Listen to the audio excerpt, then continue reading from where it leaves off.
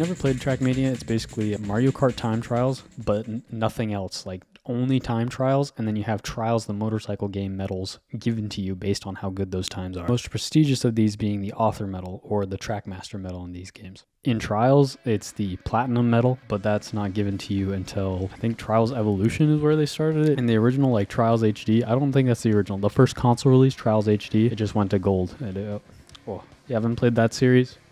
Probably video for another time, but very good. This is completely false. There are Platinums in HD. I've just never gotten one. Also kind of lost media as well. Trials Evolution, which I would say is the best of the games of the four. You probably have played Trials Fusion before it, Trials Evolution. You can't buy it on the Xbox store right now. What is going on? When I first started playing, I was determined to not move on from a track until I got the Author medal on each and every one. Each one is this new puzzle to solve. There's this beautiful aha moment when you finally figure out a track. That hill you keep scraping your rear end with enough speed actually becomes a platform to land on. Cave ceiling that you use to total your fucking car is actually where you're supposed to brake and reduce airtime. That sick drift that you hit at the start is actually 20 times faster if you full grip. All of these seem pretty obvious, but with multiple unique turns and different tricks, it feels more like you're memorizing a song with all these specific notes and techniques to nail at the right time. You do this until you know a track so well that even once you have the green medal, it's hard to put down because, for example, when I was getting the footage for the brake and reduce airtime part, I got on a pretty hot run, so I just, played it out to see how it would go.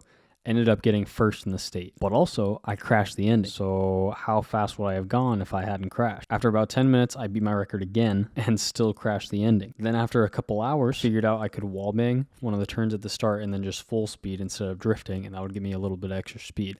And this led me to then beat my record again, and I still crashed the ending. So how fast would I have gone if I hadn't crashed? This game is crack. This never-ending chase for the perfect run, squeezing the time out of every single turn. It's so addictive. So addictive, people are still getting the high off the same tracks decades after their release. That's how fucking good this game is. Saying all this still doesn't do the game justice. If you've played time trials and other more like realistic racing titles, like say Forza, you could see how just an entire video game of time trials would not be very appealing. But this is not just like laps around Maple Speedway, okay? These tracks are so much larger than life. They have this whimsical air to them that makes them just so much more interesting to play, and the cars handle unlike anything that ever could be, created in the real world. In Forza is the only racing game I played. I know it's not like the best racing sim out there, but you're gonna be braking half the time just to slow down for those corners, which is fine. I love Forza. I love like just the realistic racing experience. I know it's not the most realistic racing experience is all I want to play it. I'm sorry. This car, like you're just tapping the brakes. The car has a turning radius that's just impossible, and it has full grip the entire time. It's beautiful. Arcadey is a good word for it, but I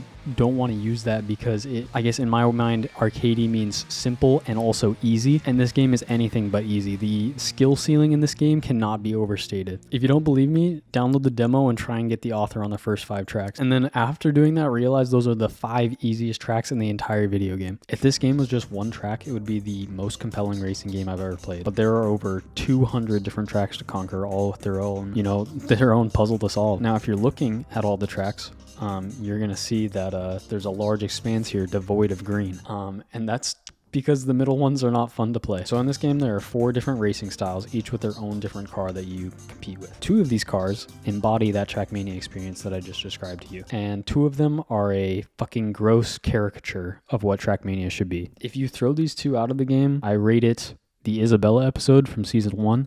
But with them, it is episode 2, season 2. Just kind of long and tedious. Every track with these cars just feels like you're fighting to survive. Remember that stuff I said about, puzzle solving, finding the ideal racing lines through a track, that memorizing a song and playing the notes? Fuck it, 20-mile long roller coaster. There's no thought to this. You're just trying not to hit the walls. You're just surviving. I know you can hunt these. Like I've seen the Riolu videos where he's doing this, but I don't want to. These cars are so hyper responsive. It's just hard to stay in a straight line. You're constantly overcorrecting just by breathing. And these cars, oh my God, I don't know if it's just me, but every time I'm coming up to a jump, everything goes to shit, and it is just, it's so annoying because the slightest little thing on the stick and it ruins the entire run, and it's just this restart simulator every single time I'm coming up to these jumps. What does not help this is that these are the 2 environments where the roads are like not completely flat. So you can have these altering terrains that even if you do get your jumps right, there's a bump at the landing and then your run is ruined anyways. And it's not like the bump is changing its position every time you restart the run, so you can still like learn from this. It's just this extra layer of figurative and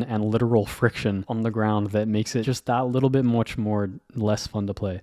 much more increased in, it makes it, I don't like it. It's just so frustrating. Many times I've had to, take a break and will myself to keep playing. Even the small joys that, normally keep you going, like drifting, have been taken away. Normally drifting is this very exciting, drifting's cool. And then with the down and dirty car, you drift and all your speed is just completely neutered. Like there's no reason you should be drifting. This is not the case when you're on like different like the dirt, I guess. But it's just like, why would you ever design it like this? And the Lagoon car is definitely the worst of the two. It immediately gets up to 5,000 miles per hour and then starts trying to end its own life. The only way to prevent this is then by performing this awkward dance on the control stick where you're like not doing a full input, but you can't have it like just dead. You have to like basically hold your stick in this intermediate position, and then you're gonna crash it and you're gonna come to the turn again and be like, okay, so what worked last time was like holding it 25% steering. So you try and do that again, and it's just so inconsistent that you're never gonna be able to get that turning value. And you basically just have to like react, which I guess is a way to drive, but really the only way I think it would be fun is playing on 80% speed. You could also just like tap 1,000 times, but again, I think this is only really satisfying at like 80% speed, and I can really get where Rio Luke is coming from here. In Trackmania 2020, there's the whole action key system where if you hold different keys, it does a set turning value. One of those is like necessary if you're gonna make a car this volatile, this sensitive, I guess. The only saving grace to these two tracks is something I like to call the flaming lips effect. In their song, Do You Realize, they have a line that reads, "Boo boo ba ba, I'm gay." I interpret this to mean, you can't have the bad times without having good times. You can't have the good times without having bad times. And let me tell you, when you get through your last, Lagoon track and you know that you won't have to play another shitty car for 20 more tracks, the high is not beaten by many other things. I also want to briefly talk about 3 laps. Ultimately, while writing this, I've come to the conclusion that they are harmless, and this is only because they have extremely lenient medal times. It took me like an hour to get track 109 gold, and then track 110 literally took 2 tries, and I even crashed a couple times. The 3 laps, if you don't know, like they're just as long as a normal track, but then you have to do it 3 times, so it actually makes it become 3 times longer than a normal track. I would have liked to see them make the overall time be the same. Like if in blue, I forget if it's blue or green, they're about a minute long. Just make a 20-second long lap and then just do that 3 times, so it's still like a minute. You get what I'm saying? Just have 3 small tracks that add up to 1 big track. But they didn't do that, and I'm not too mad about that. Also, this is coming from a person who has not played the black track 3 laps. I can definitely see my tune being very different when I get to the Lagoon 3 laps, because I can imagine the gold times just being absolutely fuck you crazy, and it's going to be the worst thing I've ever done. All in all, if you've never played a Trackmania game, should you drop $40 on this one?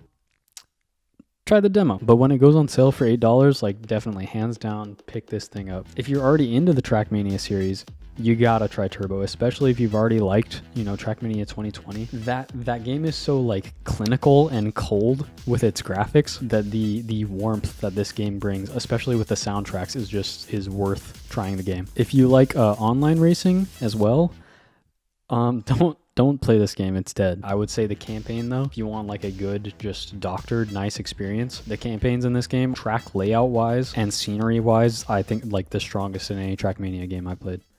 Also, the 20-mile long roller coasters, while I don't think that I am having the Trackmania experience I ultimately want to have, the child in me who likes Hot Wheels thinks it's awesome, and you know what, it's still just kind of fun to survive and go around. On the note of Trackmania 2020 though, forget the awful live service model. They fucked up Hotseat so bad. I don't understand how they could have done this. Basically what Hotseat is you have one controller and you pass it amongst friends, and everybody has a set amount of time that they're allowed to respawn. And then once you get a good time, you pass to the next lowest friend, and they have to then get a good time. It is a good time, let me tell you.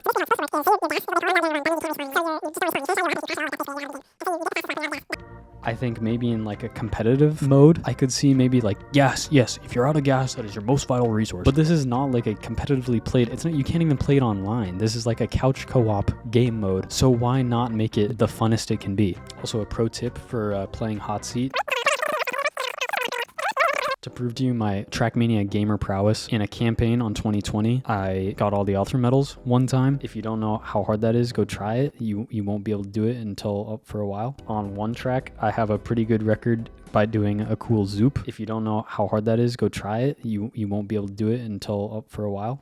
The first 3 people to comment their gamer tag in the comments and type also like something like gift please or gift now, I'll gift you the game. This is for Xbox Andrews only, sorry. I will do this on the one term that you will get an author medal on one track, one of the cool tracks, not these 2 cars. And also, if you message me on Xbox after, if you beat any of my times on these 2 cars, not these 2, I'll try and go beat you. I also reserve the right to, if after 3 years nobody has commented, actually I'm gonna say 2 years. If after 2 years 3 people have not commented, this offer does not stand anymore, and I will cash out my $40. Or if you just want to friend me because you already own the game and you want to see my times, freaking post that sheen down there, bro.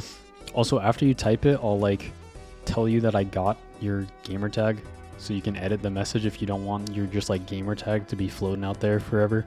I have one buddy challenge that I've made. It was just like kind of get the achievement to make a buddy challenge. So I'll also add that to anybody, and we'll say anybody, the first person to beat that buddy challenge, you can only get 3 tries on it. I don't know why I didn't make it infinite, so sorry about that. But also I did it in 3 tries without trying, so you know. If you don't know how hard that is, go try it. You won't be able to do it until for a while. But yeah, first person to beat that, I'll Venmo you like whatever the price of a HBO Max subscription is so you can watch Sopranos.